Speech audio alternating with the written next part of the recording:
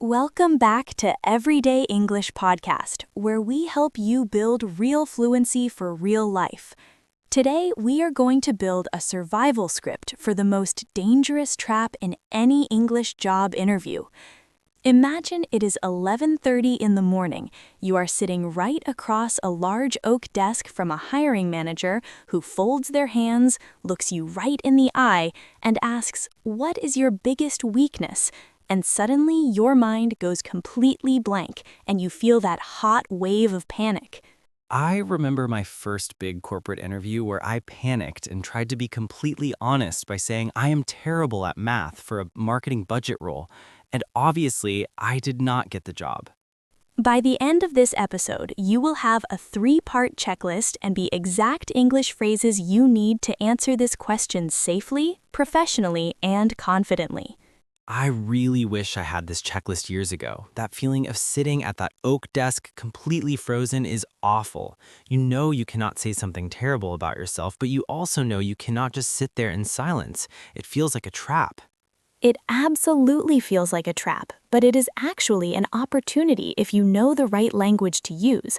The biggest mistake English learners make is not that they have bad weaknesses. The mistake is that they use direct, permanent verbs that make their weakness sound like a fatal character flaw. What do you mean by permanent verbs? Are you talking about the verb to be? Exactly. When you are nervous, you reach for the simplest grammar you know. So a candidate will sit in the interview and say, "I am disorganized," or "I am bad at managing my time," or "I am too slow." When you say it like that, it sounds like a permanent part of your identity. If you say, I am disorganized, the hiring manager hears that you will always be disorganized and you cannot change it. That is exactly the problem. You are presenting a habit as an unchangeable fact. So our first step in the survival script is to completely remove the phrase "I am" from your answer. We are going to replace it with our golden grammar phrase for today. Let us do a quick role play so we can hear what this sounds like in action. I will be the scary hiring manager sitting behind the oak desk, and Tom, you can be the job candidate. Sounds perfect. I'm ready. So, Tom, looking at your resume, you have some great experience, but I would really like to know, what would you say is your biggest weakness? That is a great question. I would say that I tend to take on too much at once when working on team projects. Because I'm very enthusiastic about the work, I tend to struggle with delegating tasks to other people. However, I am currently taking steps to improve this.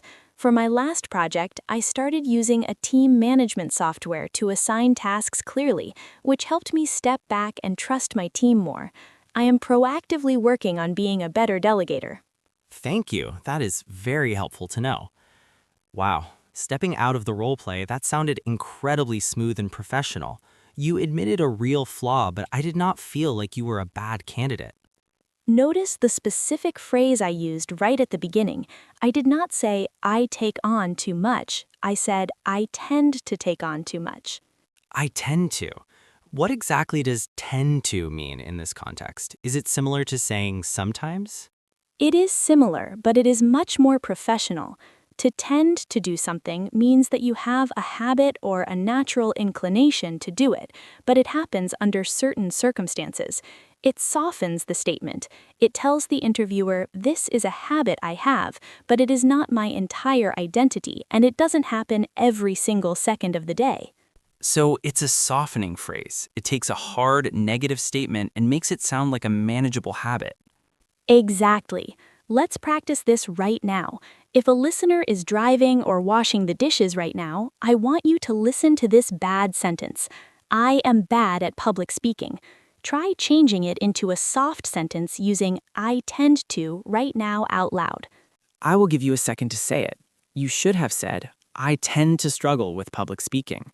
Notice how we used struggle with instead of am bad at. That's another great vocabulary upgrade. Yes, struggle with is an excellent professional phrase. Everyone struggles with something. It sounds human. Being bad at something sounds like you have given up. So combining these, you get "I tend to struggle with." Let's talk about the specific weakness you chose for the role play. You said, I tend to take on too much. What does it mean to take on too much? To take on a task means to accept the responsibility for it. If you take on too much, it means you accept too many responsibilities, too many projects, or too many tasks until you are overwhelmed. That is a very common problem for young professionals. You want to impress your boss, so you say yes to everything. You take on a new report, you take on a client presentation, you organize the office party, and suddenly you're working until midnight. Exactly. And because you have taken on too much, you lead right into the next vocabulary word we used. I said, I tend to struggle with delegating tasks. Delegating. That is a fantastic corporate word. To delegate means to give a piece of your work to someone else, usually someone who reports to you or a teammate, so that you do not have to do it all yourself. Right. Many people who take on too much also struggle with delegating. They want to do everything themselves because they want it done perfectly.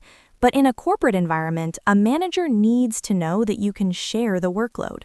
If you are finding this interview script helpful for your career, make sure you subscribe to the podcast right now so you never miss out on these real-life communication strategies. We do deep dives like this every single week. So, now we have the first part of our checklist.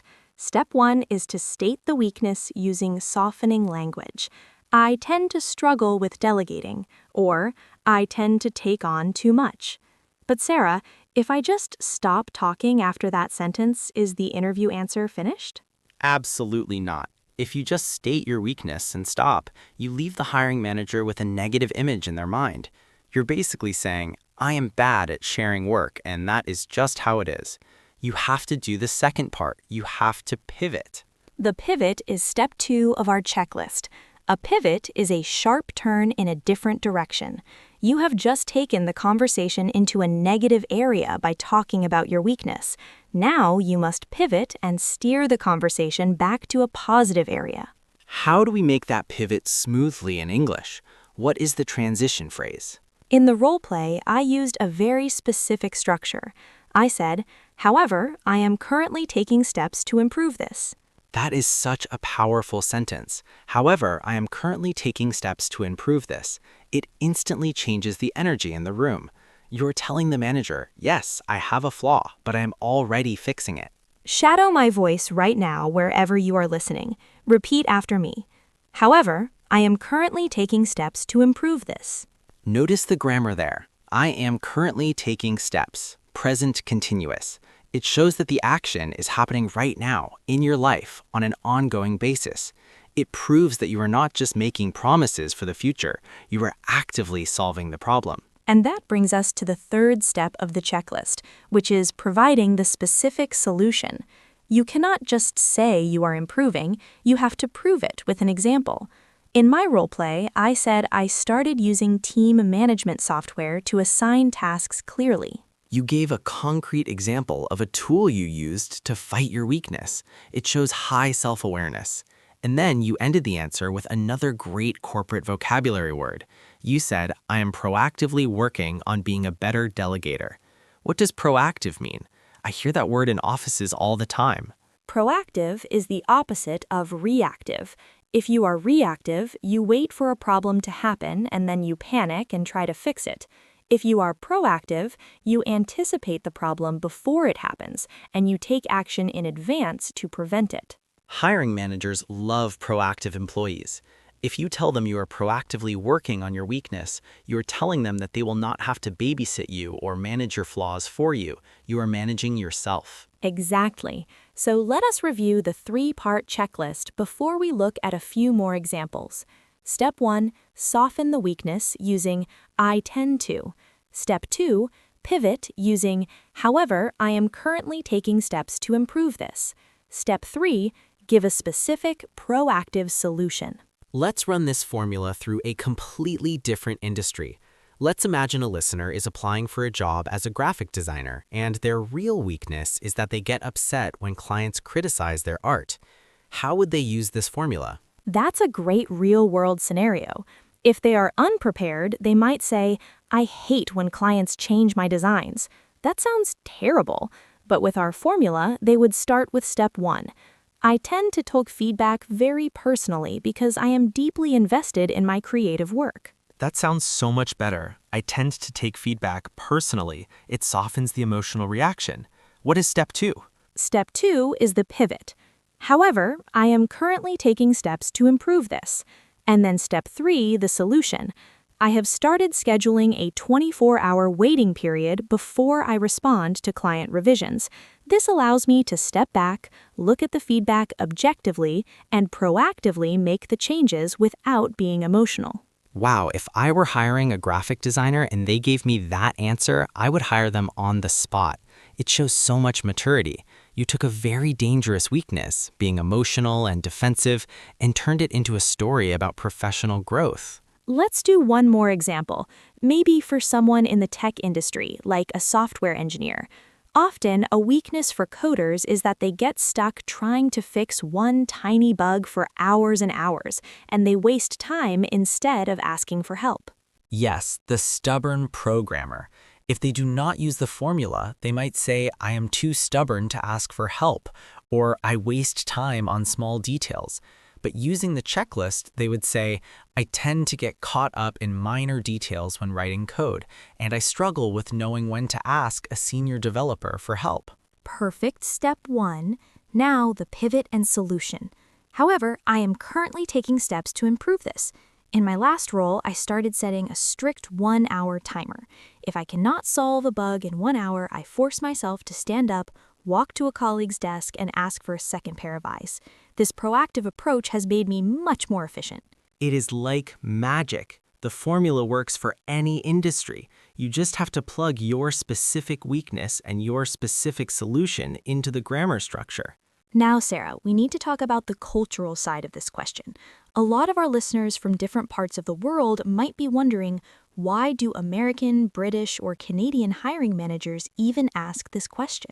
That is a huge point of confusion. In many cultures, admitting a flaw to an authority figure is a sign of deep disrespect to yourself, and it guarantees you will not get the job.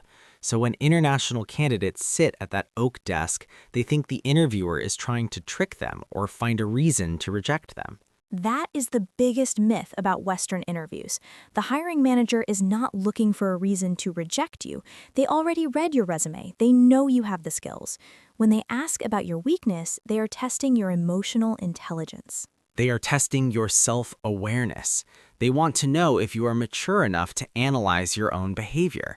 Every single employee makes mistakes. The manager wants to know, when you make a mistake, will you hide it or will you acknowledge it and fix it? Exactly. And because many candidates do not understand this cultural nuance, they try to cheat the question. They give an answer that is actually a hidden compliment. Oh, I know exactly what you're talking about. The cliché answers. They sit there and say, my biggest weakness is that I work too hard, or my biggest weakness is that I care too much about the company. Or the most famous one of all, I'm a perfectionist. Hiring managers absolutely hate those answers. They roll their eyes when they hear them. There's a specific word we use in English for this kind of behavior. It's called a humble brag. A humble brag, that is a great modern vocabulary word.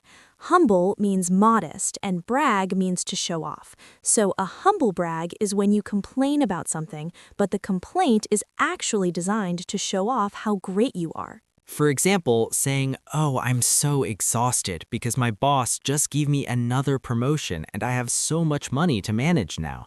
That is a humble brag.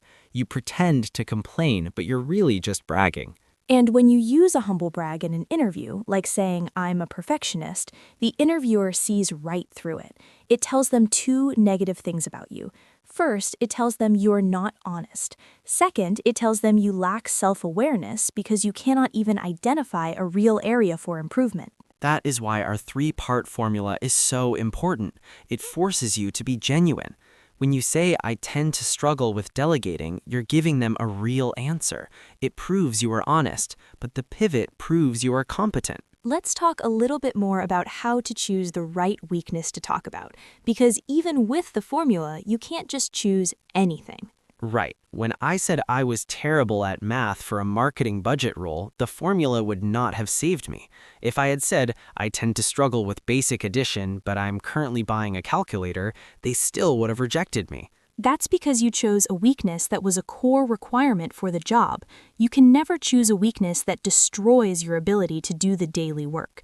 If you are applying to be an English translator, your weakness cannot be, I tend to struggle with grammar. You have to choose a secondary skill, something that is important but not the main function of the job. For example, if you're a software engineer, your core skill is coding. A good secondary weakness to talk about would be public speaking or leading large meetings. Yes, you could say, as a developer, I tend to struggle with presenting technical data to non-technical clients without using too much jargon. However, I am currently taking steps to improve this by volunteering to lead our weekly team stand-up meetings. That is brilliant. It shows you want to grow in communication, but it doesn't make them doubt your coding skills. It's all about framing. Framing means how you present information. You're framing your weakness not as a disaster, but as a current project you're working on. You're a professional under construction.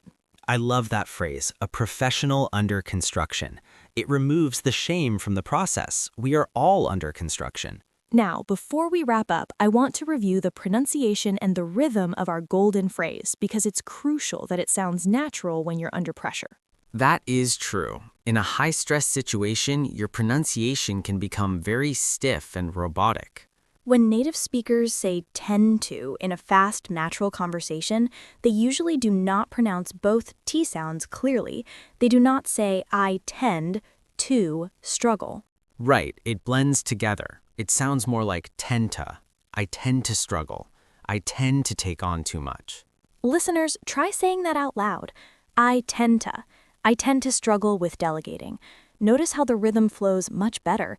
It sounds relaxed, which makes you sound more confident. Confidence is key when answering this question. If your voice shakes and you look down at the floor when you admit your weakness, the manager will feel anxious for you. But if you keep eye contact, use a relaxed rhythm, and smoothly pivot to your solution, you take control of the room. You are completely changing the power dynamic. The interviewer thinks they are putting you on the spot, but you are using it as a stage to show off your problem-solving skills. It is truly a survival script. If you memorize the structure of this answer, you never have to fear that oak desk again. You will actually look forward to the question because you know you have a brilliant answer prepared. Let us recap the entire strategy one last time. Step 1. Identify a secondary weakness and soften it using the grammar structure I tend to plus the base verb.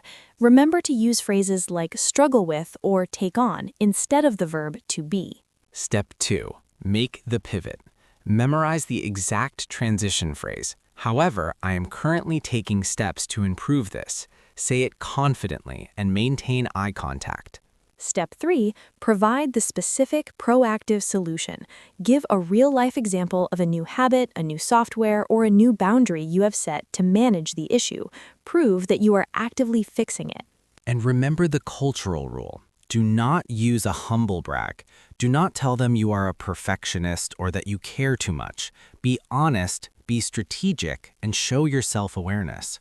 Now it's time to put this into practice. Practice your answer with us right now. Finish the sentence in the comments. I tend to struggle with your weakness, but I am currently working on improving it by your solution. Reading through those comments is going to be amazing. It's like building a massive library of perfect interview answers that everyone can learn from. Take out a piece of paper right now and write down your actual biggest weakness using the 3-part structure we just practiced. Memorize it tonight so you never have to freeze at that oak desk again. Keep practicing, and we'll see you in the next episode.